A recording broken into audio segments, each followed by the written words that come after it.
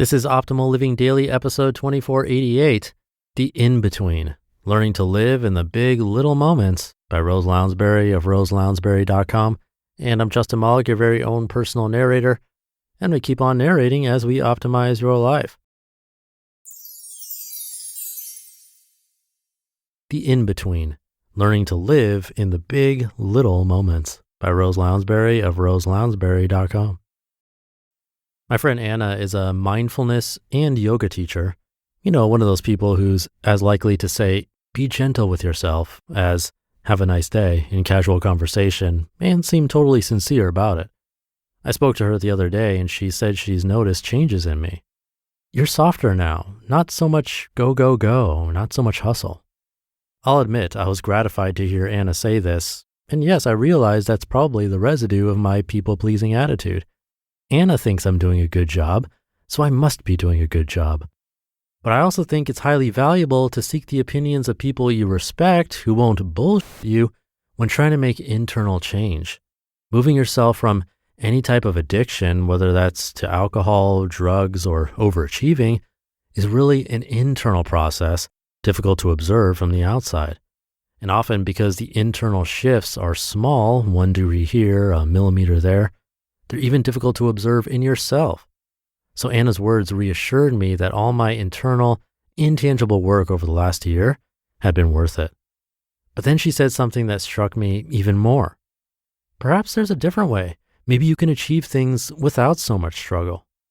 Anna pointed out that the moment of success or achievement, whether that's in career or personal goal, is very small.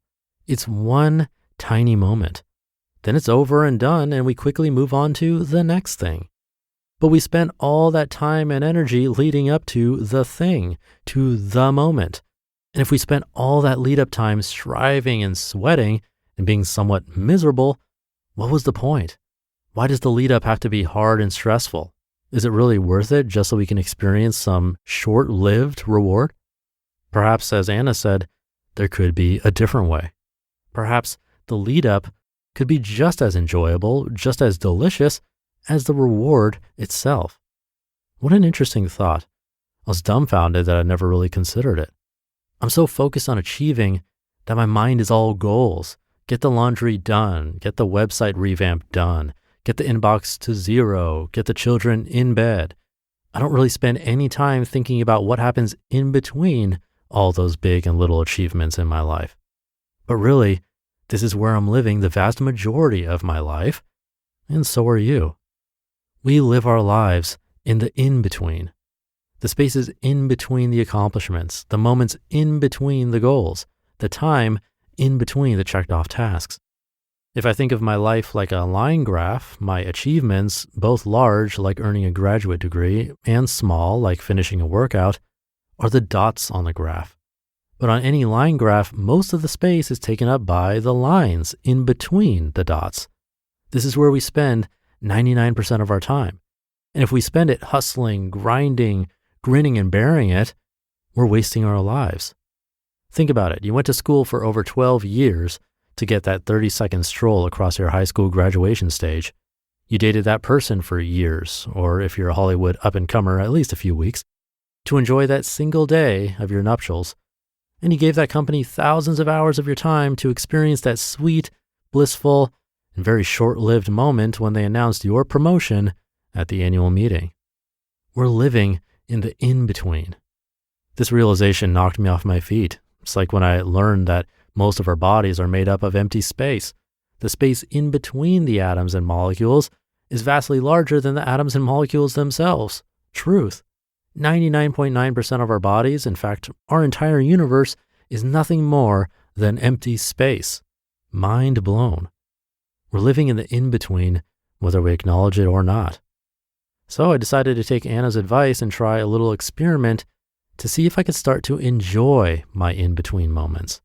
And because I wanted to be as scientific as possible, I chose a very small, mundane task with a clearly observable and achievable outcome: doing laundry.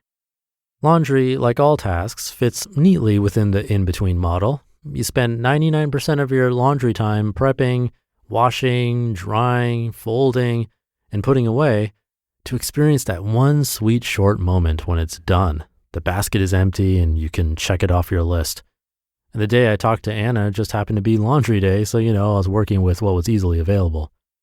As I hauled the basket of clean laundry up from the basement, I took a moment and considered the in-between.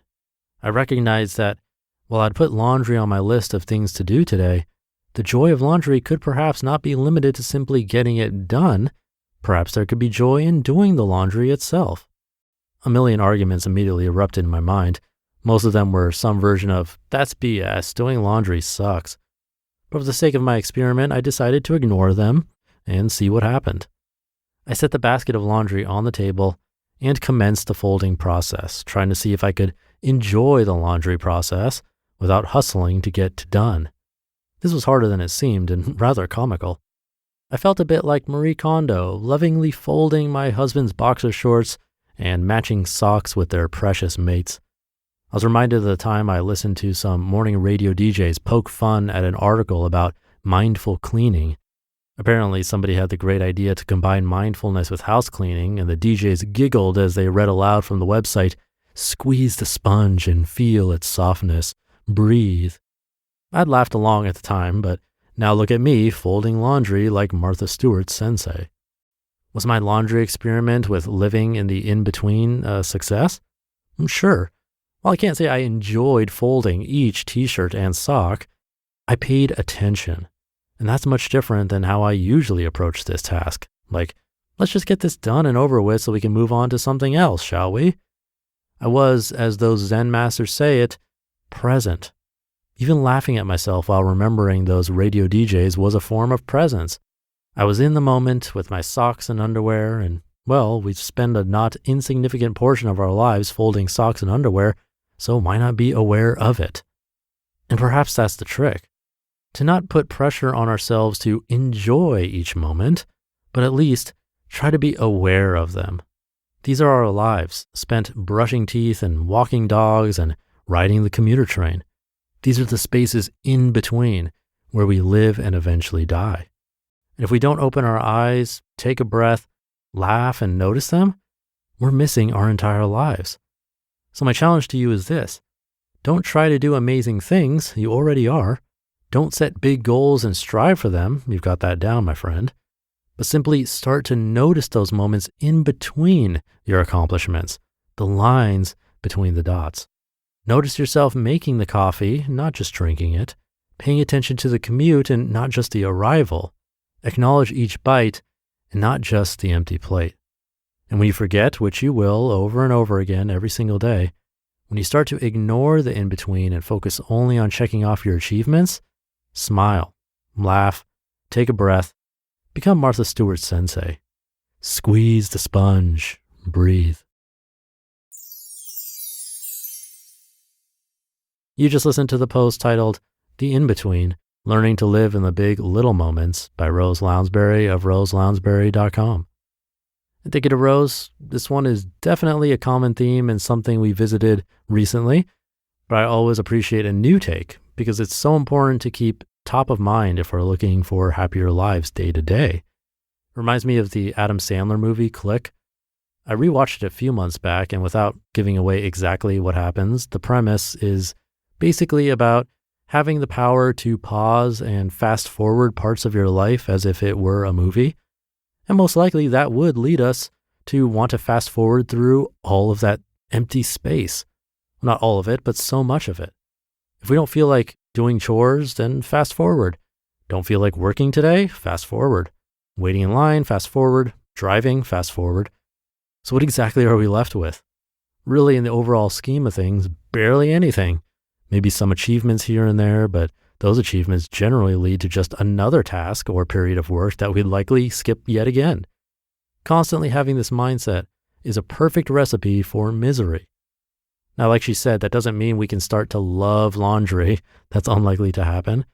But there really is a sense of peace and even happiness in a way in simply feeling and being present. This kind of ties into the beginner's mind practice we talked about yesterday. It all sort of ties together. But I'd implore you to not be like the radio DJs and think it's a complete joke or a bunch of woo-woo pseudoscience, because also, as we heard the other day, meditation and mindfulness, being present, these things have been researched and proven to be beneficial scientifically. So see if you can pay a bit more attention today. Thank you for listening every day. Have a great weekend if you're listening in real time, and I'll see you tomorrow as usual, where your optimal life awaits.